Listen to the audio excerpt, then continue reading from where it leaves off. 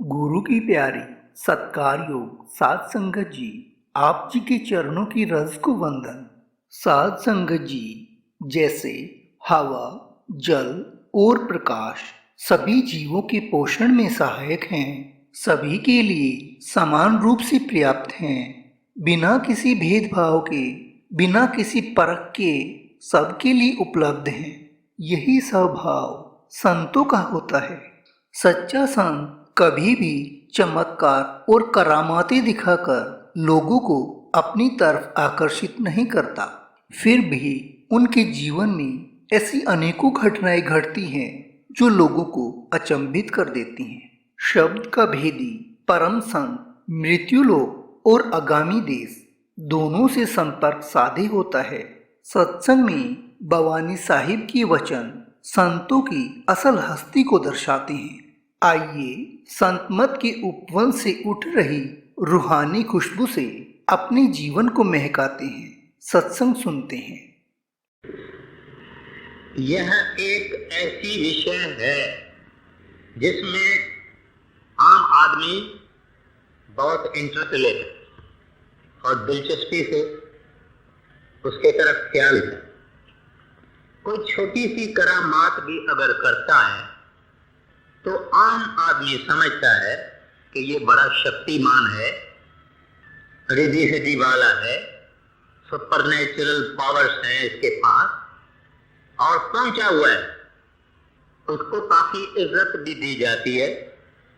कुछ लोग मत्था भी टेकते हैं, कुछ लोग उनके घर में बोके गुलदस्ते वगैरह भी भेज देते हैं, डोनेशन की चेक्स भी भेज देते हैं। मगर आज आम आदमी जो एम्बिशियस हैं उनकी यही नियत है कि इस आदमी से हम अपनी ख्वाहिशें पूरी करवाएं। 1955 में जब महाराज जी यहाँ बॉम्बे आए तो यूनियन पार्क में मैं तलाश करने को गया था कि कोई बंगला मिल जाए। तो उस सोसाइटी का जो चीफ था उसने कहा तुम्हारा गुरुजी करामत करता है। मैं बोला नहीं, हमारा गुरुजी करामत नहीं करता। तो बेचारा उदास हो गया। लेकिन दुनिया करामत वालों की बहुत कदर करती है और कुछ लोग उनको वली बोलते हैं, दरवेश बोलते हैं और कुछ लोग उनको गॉड मैन भी बोलते हैं। ये विषय बड़ी अनएंडिंग है, लेकिन मैं इसको वहां तक जाऊंगा जहां तक हमारा इसका ताल्लुक संत मत के साथ है, वहां तक ही मैं इसको डील विथ करूंगा। अब हम देखते हैं कि करामात क्या है। वो बात, वो हादसा, वह इवेंट या हैपनिंग जो कुदरत के नॉन लॉज ऑफ नेचर, जो कुदरत के कानून हैं उससे बाहर है, निराली है, और कुदरत के कानून के खिलाफ है। जहां इंसान का दिल, इंसान का दिमाग और अक्ल काम नहीं करता और बियॉन्ड ह्यूमन माइंड और रीजन, न उसको हम समझा सकते हैं और न समझ सकते हैं। इसको करामात कहते हैं। अपने को सबको मालूम है कि एक इतना बड़ा पत्थर हो और उस पत्थर को हम पानी में डालें तो पत्थर डूब जाए, मगर उसी पत्थर को कोई आदमी कुछ पढ़ के और पानी में डाले और पत्थर तैरने लगता है तो हम कहते हैं कि ये करामात है, ये मिरेकल। एक आदमी जो मां के पेट से सूरदास निकला है, 15-16 बरस का हो गया है, दिखता विखता उसको कुछ नहीं, लेकिन कोई फकीर या कोई साधु ऐसा आ गया जो उसके आंखों को हाथ फिराता है और उसको सारी दुनिया दिखाई देती है। और डॉक्टर लोग भी कहते हैं, आके उसको एग्जामिन करके कहते हैं ये तो आदमी नॉर्मल है। इसको करामात कहा जाता है। इस तरह से कई बातें। तो ये जो करामात है कई नमूनों की है। इसके अंदर एक चीज है जिसको मैजिक लोग कहते हैं। मैजिक माना स्टेज पे यहाँ बॉम्बे में कई बड़े बड़े जादूगर आते हैं और आदमी को हमारे सामने ऐसे काटते हैं, दो आध हो जाता है, फिर वो आदमी जिंदा हो जाता है, टोपी से 50 कबूतर निकाल देते हैं, इधर से रूमाल निकाल देते हैं, इधर से फूल निकाल देते हैं, वगैरह वगैरह। स्वामी विवेकानंद का एक किताब है, वो जब अमेरिका से लौट रहे थे तो उसकी सोबत में समुद्री जहाज में एक आदमी था जो ये सब जो ग्रुप था उनको कहता था कि कभी आप मेरी सफाई भी देखो। आखिर एक दफा स्वामी विवेकानंद ने उसको एक समुद्री जहाज के हाल रूम में ले गए और उसको बोले सब कपड़े उतारो, क्योंकि कई लोग कपड़ों के जरिए वगैरह वगैरह कई कुछ करते हैं। तो स्वामी विवेकानंद तो बड़े कमाल के दिमाग रखने वाले और मान पहुंच रखती थी। उन्होंने कहा कपड़े सब उतार। ठंड थी बड़ी, तो स्वामी विवेकानंद ने अपनी गर्म शाल उसको फेंक दी, उसने अपने आप को बंद कर दिया। फिर जो 10-15 आदमी वहां थे उनको कहा जनाब आपको किस खाने का शौक है? बोले गरम गरम चावल और गरम गरम लड्डू और गरम गरम दाल। उसने यूं किया, थाली हाथ में, गरम चावल, गरम लड्डू, गरम दाल उसको दे दिया। 10-15 आदमियों को उनकी मर्जी की चीज, जिसे एक स्वामी विवेकानंद जी भी थे, उनको दे दिया। फिर स्वामी विवेकानंद ने उसको कहा भाई ये हम खा सकते हैं, ये मायावी है। मायावी माना जो दिखाई देवे मगर होवे नहीं। उन्होंने नहीं कहा जनाब ये मायावी नहीं है, सच्ची चीज है, आप सब खाओ। अब सब लोगों ने खाया। बाद में जब ये खेल खत्म हुआ तो स्वामी विवेकानंद ने उसको अपने कमरे में बुलाया, उसको बोला सच बताओ कि क्या है? कहते हैं जनाब हाथ की सफाई है, स्लीट ऑफ हैंड। अब ये तो जादू है। ऐसे कई आप लोगों ने भी देखे हैं, सब लोगों ने देखे हैं, मगर अक्ल फिर भी काम नहीं करता। जिस आदमी को उन्होंने पूरा नंगा कर दिया, फिर ठंडी थी, स्वास्थ्य विवेकानंद जी ने उसको शाल अपनी फेंक दी और फिर वो खाना निकाला जो हर एक को पसंद है और गरम गरम। खैर, तो ये जो करामतें हैं, वो करामतें क्या क्या है, कैसे कैसे, मैं अर्ज करता हूं। हमारे संस्कृत में ये करामत जो है वो उर्दू है और पर्शियन है और अरबी है। हमारे हिंदी में, संस्कृत में इसको कहते हैं रिद्धि सिद्धि या योगिक पावर। 8 हैं ये। एक रिद्धि सिद्धि वाला एटम यानी अणु के तरह से छोटा हो जाता है। अणु मैं कहता हूं यानी चूंटी से भी छोटा, माना जो आंख से तो दिखाई नहीं देवे, दूरबीन से दिखाई देवे, मैग्नीफाइंग ग्लास से दिखाई, इतना छोटा हो जाए। दूसरा ये है कि फेदर यानी खंभची का पंख है, इतना हल्का हो जाता है, माना लाइट वेट हो जाता है। जहां चाहे वहां हजूर हो जाता है। माना यहां अगर बैठा हुआ होगा तो उसी वक्त ब्यास में भी होगा। ऐसा अगर वो तो कर सकता है। और उसकी इच्छा शक्ति, विल पावर बड़ी जबरदस्त होती है। किसी और की इच्छा शक्ति को, भाई सेवादार यहां जरा थोड़ी खबरदारी करो, उठना बैठना न होए तो अच्छा है, मेहरबानी होगी। वहां नहीं सुनाई देता है क्या माता? वहां नहीं सुनता है। अपने आप को इतना बड़ा कर सकता है जितना चाहे, अपनी इच्छा शक्ति, अपने रिद्धि सिद्धि। किसी के ऊपर भी हुक्म चला सकता है। घर में बैठा हुआ हो कोई आदमी, सोया हुआ हो, तो ये अपने पावर से उसको जगा देगा, अपने पास बुला लेगा, या उसको कहेगा वहां पहुंचो, वहां पहुंचो, वहां पहुंचो। फिर जो चीज चाहे वो हाजिर हो जाए। जैसे कल्पतरु दरख्त होता है, उसको बोले गरम खाना लाओ, ठंडा खाना लाओ, ये लाओ, आइसक्रीम लाओ, ये लाओ, जो चाहे वो उसको प्रकट कर सकता है। ये रिद्धियां सिद्धियां योगी लोगों के पास होती है, और प्राणायाम से और कई तरीकों से ये इन चीजों को हासिल करते हैं। अब इस्लाम में बड़े बड़े फकीर हैं, जिसको सूफी फकीर भी कहते हैं, उनके पास भी कई किस्म की करामातें वो लोग करते हैं। एक वो है कि पानी के ऊपर चलते हैं, हवा में उड़ सकते हैं, बरसात कहीं नहीं हुई होवे तो एक इशारे से बरसात करवा देते हैं, मुख्तलिफ जगहों पे प्रकट हो जाते हैं, फूंक से बीमारी खत्म करते हैं।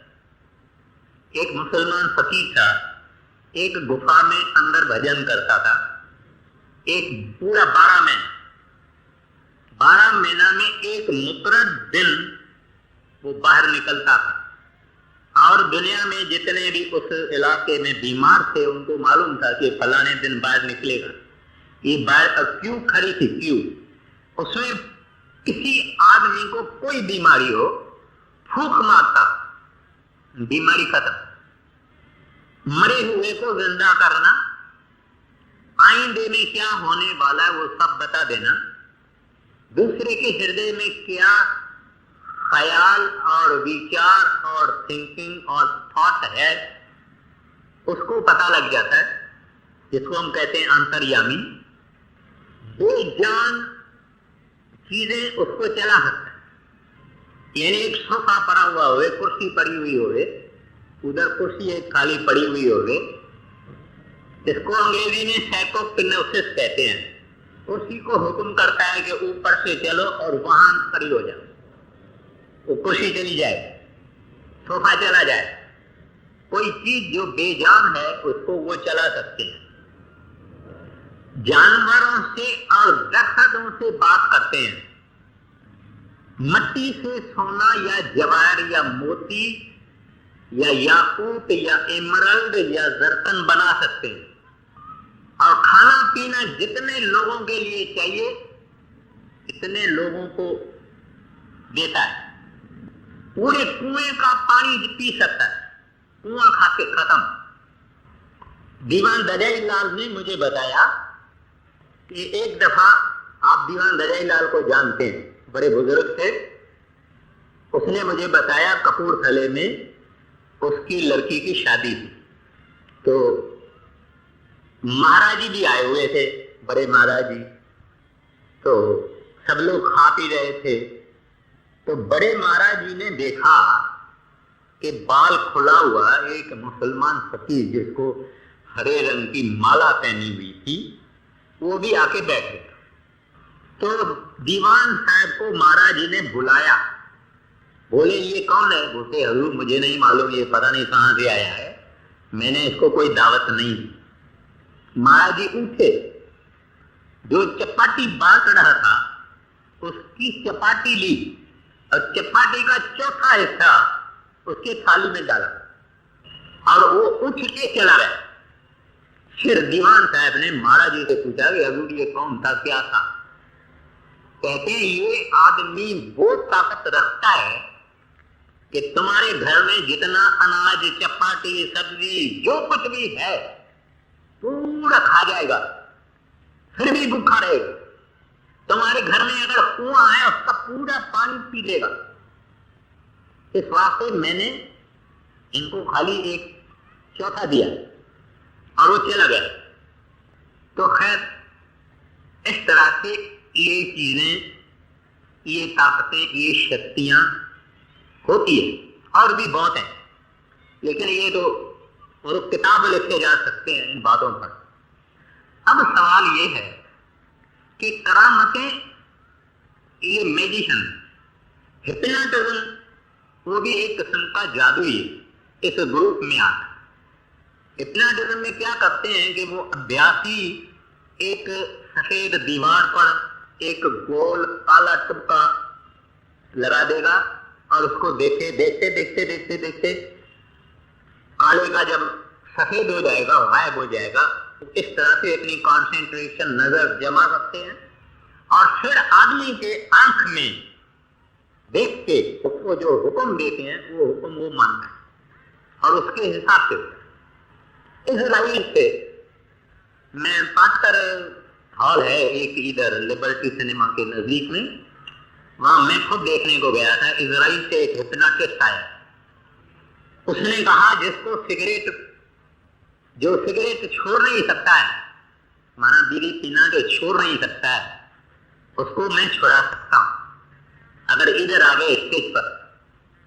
और उसको बोला कि ये पी लो, वो बैठा कुर्सी पर, उसको बोला ये पी लो, ये आग है, तुम्हारे सारे शरीर को जला देगी, पीना है पी लो। उसने मस्करी समझी, मजाक समझा, और जब उसको जलाया तो आग आग आग आग करके स्टेज से भाग गया, बाहर निकल गया, बिल्कुल उसके सारे शरीर में जैसे कि आग लगी। फिर उसी आदमी ने क्या किया, अपने हिप्नोटिज्म से एक आदमी को कहा कि तुम्हारे को कौन सी एक्ट्रेस अच्छी लगती है। एक आदमी ने कहा नरगिस, तो दूसरा आदमी भी कुर्सी पे खड़ा था, बैठा था, उसको बोला कि जाओ वो नरगिस है। और वाकई वो आदमी वहां गया और उसको नरगिस ही दिखाई दी और उसके साथ उसने पता नहीं क्या क्या किया। सबके सामने हम हंस रहे हैं कि वो तो आदमी है, मगर अपने हिप्नोटिज्म से उसने उसके ख्याल को बदला दिया, नजर को बदला दिया। जहाँ कोई बैठा हुआ है वहां उसको औरत दिखाई दी और वो औरत नरगिस, उसको नजर में ऐसे आ। खैर ये भी बात गई। अभी करामात असल जो चीज है वो कौन कर सकता है? एक परमात्मा, दूसरे उसके संत और महात्मा और भक्त, तीसरे योगी, चौथे सूफी और पांचवें कई जुदा जुदा नमूने के अभ्यास करने वाले। आप कहेंगे परमात्मा कैसे करता है, करामत कैसे करता है? 1946 में बड़े महाराज जी कराची जा रहे, एक मेल था जिसको कराची मेल कहते हैं, वो लाहौर से कराची, कराची से लाहौर, लाहौर से कराची मेल चलती। तो महाराज जी भावनानी साहब के और लड़की की शादी के लिए कराची जा रहे, तो लाहौर से चढ़े, 15-20 आदमी भी साथ में थे, संगत थी, वहां से चले। रास्ते में क्या था कि मंटगुमरी आई, मुल्तान आया, वगैरह वगैरह, जितने भी पंजाब के बड़े बड़े शहर थे वहां से भी ट्रेन गुजरी और महाराज जी बड़ी बड़ी स्टेशन पर कुर्सी पर बैठ जाते थे प्लेटफॉर्म पर। तो संगतें आती और हाथ जोड़ती और दर्शन करती, फिर ट्रेन चलती, महाराज जी चल पड़ते। तो ऐसा करते करते ट्रेन को 1 घंटा लेट हो गया। वो ड्राइवर देखता था कि ये महात्मा है, दुनिया सारी इसका दर्शन करने को आती है। तो रहीम यार खान एक स्टेशन थी सिंध में, रहीम यार खान, अभी पाकिस्तान में, वहां रात को गाड़ी खड़ी हो गई और लोग आगे आए और सबको उठाया कि गाड़ी खड़ी हो गई है और आगे को दूसरी गाड़ी गिर गई और हम उससे एक मील दूर है और सारी रात सारा दिन यहां रहना पड़ेगा। उस वक्त में सिंध में हुर होते थे, हुर एक किस्म के, एक उनका फकीर था मुर्शिद और ये उनके फॉलोअर्स थे और गवर्नमेंट ने उसके मुर्शिद को मार दिया था और हर ये ट्रेन व्रेन गिराते थे, डाका बाका बहुत करते थे। तो उन्होंने क्या सोचा था कि ये काशी मेल जब इस स्टेशन पे आएगा, उन्होंने पट्टे निकाल दिए, ट्रेन के रेल के पट्टे निकाल दिए। तो एक मालगाड़ी जो थी उसने स्टेशन मास्टर को कहा, भाई गाड़ी पीछे देरी हो रही है और एक पंजाब का संत आ रहा है, उसके दर्शन के लिए 1 घंटा गाड़ी देर हो गई है, और इधर जब वो गाड़ी जाएगी तो मेरी गाड़ी मालगाड़ी खड़ी रहेगी और तकलीफ हो जाएगी। तो स्टेशन मास्टर ने कहा, अच्छा तू पहले निकल जा। और वो मालगाड़ी जब पहले निकल गई तो वो पट्टे जो घोड़ों ने निकाले थे वहां गिर गए। ड्राइवर बच गया, क्लीनर बच गया, गार्ड बच गया, बाकी माल था। तो अभी महाराज जी ने क्या किया कि जो जो लोग प्रेम से प्यार से कुछ चीज ले आते थे ना खाने पीने की, वैसे तो इनकार किया जाता है, महाराज जी ने कहा अरे बेचारों से ले लो, श्रद्धा लेके आए हैं, प्यार प्रेम से देते हैं, लेते लेते रखते जाओ।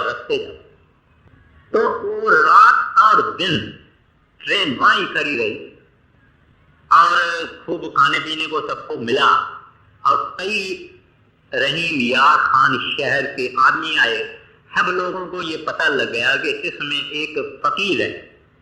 उस फकीर के कारण ये एक्सीडेंट नहीं हुआ है और सबकी जान बच गई है, क्योंकि बड़ी ट्रेन कराची में लाहौर से कराची तक जाती थी, सबकी जान बच गई। तो आके महाराज जी को हाथ जोड़ने लगे, आपने जनाब बचाया है, हमारी जी जान बचाया है ये। तो महाराज जी बोलने लगे, भाई मैंने नहीं, कुछ नहीं किया, मैं तो एक गुनहगार बंदा हूं, जैसे तुम हो ऐसे मैं। मेरे पास कुछ ज्यादा नहीं है, जो आपके अंदर है वही मेरे अंदर। अगर कुछ किया भी है, लोग मेरे को क्यों कहते हैं कि मैंने ये करामात क्यों है, क्योंकि अक्षर महाराज जी ने इस्तेमाल किया। लोग कहते हैं कि ये मैंने करामात की है, मगर मैंने बिल्कुल नहीं किया। शायद ने की होगी, मैंने। तो एक सत्संगी था, उसने महाराज जी को कहा, हजूर आप पर्दा मत करो, लोगों को बोल दे, लोगों को फैज हो जाएगा, लोगों का फायदा हो जाएगा। बोले नहीं, मैं तो एक गरीब हूं, मैं तो मामूली आदमी हूं, करने वाले ने किया होगा, मुझे कुछ पता नहीं। तो वहां ही महाराज जी ने एक मिसाल दे दिया। वहां कहते हैं कि काशी में कबीर साहब के जमाने में पंडित बड़े नाराज थे, क्योंकि कबीर था, पंडित थे। उन्होंने सोचा कि कभी हम इसको परेशान करें। कबीर का गुजारा क्या था, 4 हाथ आने की खादी बनानी और बेच के आना। उस जमाने में खुद भी खाते थे और फकीर भी, साधु वाधु जो भी थे उसको भी खिलाते। अब पंडितों ने एक शरारत की, ढंडोरा पिटाया सारे काशी के शहर में कि महाराज कबीर के घर में फलाने दिन फलाने टाइम में महाभोजन होगा। सारी दुनिया वहां इकट्ठी हो। कबीर को पता लग गया, वो एक जंगल में भाग गया। कहते हैं इन्होंने तो ऐसा किया है, पता नहीं क्या हाल होगा। छुपा रहा। जब खत्म हुआ भंडारा, तब आहिस्ता आहिस्ता जंगल से बाहर आया और सुनता है, वाह कबीर वाह, क्या खाना था, क्या खीरनी थी, क्या पुलाव था। ऐसे लोग सराहना करते करते वाह कबीर बोलने लगे। कबीर के आंसू आ गई आंख में, ना हम किया ना हम करेंगे। कहते मैंने भी नहीं किया, ना हम कर सकते हैं, ना हम करने वाले हैं। तो मैंने अर्ज किया कि करामात कौन कर सकता है? अपने फकीर, अपने दरवेश, अपने भक्त, अपने संतों की इज्जत रखने के लिए, बड़ाई करने के लिए मालिक सीधा डायरेक्ट करामात करता। कबीर साहब की लाज रखी, हुरों ने जो ट्रेन गिराई उसके बजाय मालगाड़ी गिर गई। तो ये है संतों परमात्मा की करामात। अब रह गया संत। जो कामल संत है, जो कामल फकीर है, वो करामात नहीं करे। संत अपने परमात्मा को प्यार करते, उस प्रेम में महव है, उनके रूप है। अगर परमात्मा कोई चीज चाहता है तो संत चाहते हैं, संत चाहते हैं तो परमात्मा चाहते हैं। संतों की मर्जी परमात्मा की मर्जी है, परमात्मा की मर्जी संतों की मर्जी है। आइडेंटिफाइड है। वो कहते हैं कोई दुख आवे, कोई तकलीफ आवे, कहते हैं वाह वाह वाह वाह, तेरा भाना मीठा लगा, भाना मीठा लगा। गुरु अर्जन साहब को जब चंदू पापी ने तत्ते तवे पे रखा, ऊपर गरम गरम रेते में डाली जा रही थी, मियां मीरा है, उसने कहा महाराज मुझे हुक्म दो, लोड और दिल्ली की ईंट ईंट अलग कर दूंगा। गुरु अर्जन साहब पूछे कहां से ताकत लाई मियां?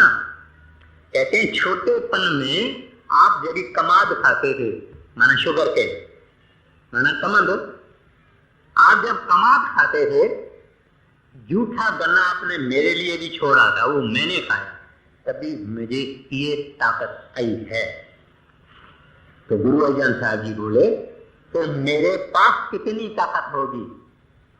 अगर मेरे जूठे गले से तुम्हारे को ये ताकत आई है, मेरे पास कितनी होगी? ना, तेरा भाना मीठा, मेरे प्रीतम से आई हुई है ये तकलीफ। और प्रीतम कुछ भी देता है वो अच्छा ही देता है, उसके प्रेम की निशानी है, उसके प्यार की निशानी है, उसके भक्ति निशानी है। तो वो भक्त भगवान में लवलीन है। इस वास्ते कि ऐसी बात करते नहीं जो नेचर का लॉ अपडेट हो, वो करना नहीं चाहिए। नेचर का लॉ अपडेट नहीं करना चाहिए। क्यों नहीं करना चाहते हैं? कहते हैं शायद कोई गलती थोड़ी करेगा, भगवान या साहब या प्रभु या परमेश्वर या हरि या गोविंद या रब या खुदा या वाहेगुरु जो कारोबार करते हैं अच्छी करते, सब कुछ जानते, उसको हम नहीं बता सकते कि ये भूल हो गई है, साहब जी आपसे ये भूल हो गई है, बिल्कुल नहीं। अगर भूकंप होता है, अर्थक्वेक होती है, उस इशारे से होती है। कहीं सुख होता है, उसके इशारे से होता है, वो उसके इसमें राजी रहते हैं। अब संत इस बात कोई करामात नहीं करते, न फकत आप नहीं करते, मगर उनके साथ जो भजन सिमरन करते हैं, भजन सिमरन करते करते करते करते उनके अंदर भी करामातों की ताकत पैदा हो जाती है। रिद्धियां सिद्धियां, मिरेक्युलस पावर, सुपरनेचुरल पावर उसके अंदर ही पैदा हो जाती है, लेकिन उनको मना है उसको इस्तेमाल करने। नंबर 1। नंबर 2, काल भगवान चाहते हैं कि ये करामात करे, इसकी ताकत ना सोवे। और एक जुनैद मुसलमान फकीर हो गया है, कहता है कि परमात्मा और इंसान के बीच में ये करामातें जो है यह पर्दा है, रुकावट है, क्योंकि साहिब की रजा में नहीं रहना है, वो तो साहिब की रजा में रहते हैं। बायजीद बुस्तामी एक और मुसलमान फकीर हुआ है, वो कहता है जब भी मैं शागिर्द था, माना अभी भजन सिमरन थोड़ा किया था, नाम मिला था, तो कहते हैं मेरे सामने करामातों की ताकतें आने लगी थी, मगर मैंने उनके तरफ कोई ख्याल नहीं दिया। जब शैतान ने देखा कि ये देखता भी नहीं है करामातों को, उनके रास्ते से निकल गया। जुनैद भी इस तरह से कहता है।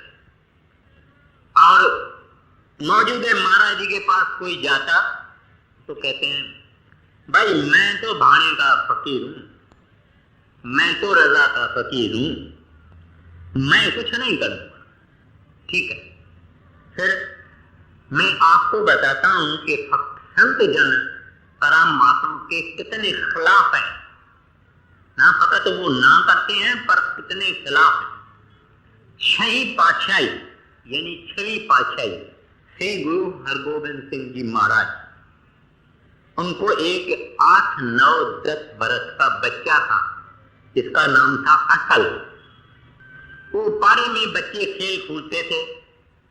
एक मोहन नाम का छोकरा था, उसके साथ खेल कूदते थे। क्या हुआ कि शाम को उनका खेल खत्म हुआ और दूसरे दिन बाड़ी माना टर्न जो देना था वो अटल को देना, और रात को अटल गुजर गए। जब मोहन घर गया तो मोहन देखता है कि सब दुख में बैठे हुए हैं और अटल सोया हुआ है, उसके ऊपर सफेद चादर पड़ी हुई है।